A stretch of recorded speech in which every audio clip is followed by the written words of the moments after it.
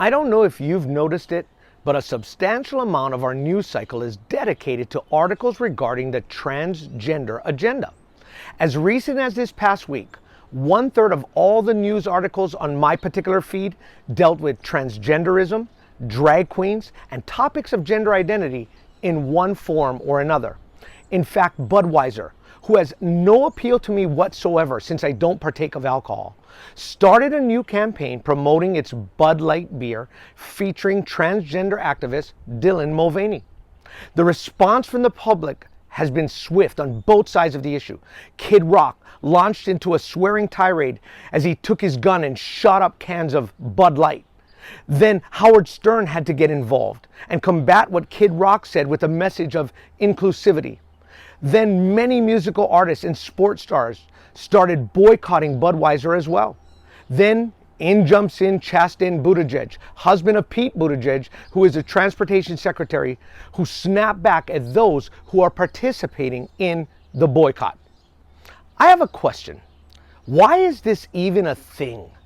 Transgenderism is not even based in reality, so much so that most of those struggling with it are said to have been led there by transgender dysphoria. What is that, you ask? The American Psychiatric Association describes it this way. The term transgender refers to a person whose sex assigned at birth, usually based on biology or external genitalia, does not align with their gender identity. Gender dysphoria, therefore, is the psychological distress that results from an incongruence between one's sex assigned at birth and one's gender identity, and is a mental disorder.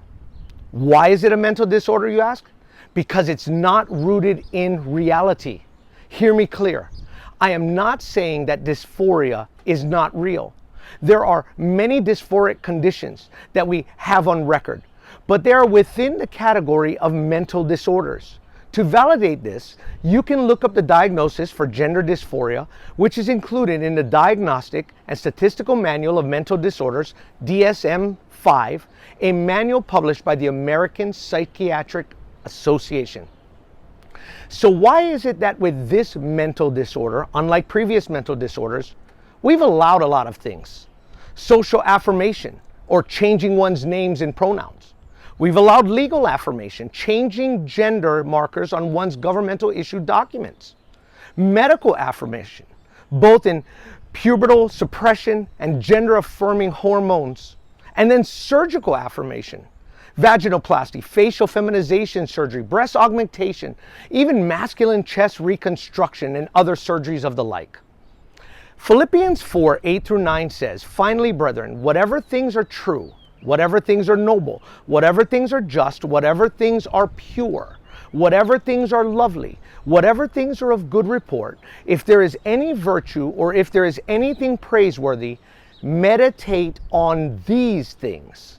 The things which you learned and received and heard and saw in me," Paul, who's writing to Philippians, says, "these do, and the God of peace will be with you." Simply put, gender dysphoria exists because transgenderism is none of these things. I would argue it is what happens when we allow a debased mind to rule our emotions. And the prophet Jeremiah warned us about letting our emotions rule us. He said, "The heart is deceitful above all things and desperately wicked. Who can know it? I, the Lord, search the heart. I test the mind, even to give every man according to his ways, according to the fruit of his doings." I realize that what I have just shared is not going to be popular, but it is based on the reality of truth, not your truth or my truth, but the truth. And I love you enough to want to share this one simple truth.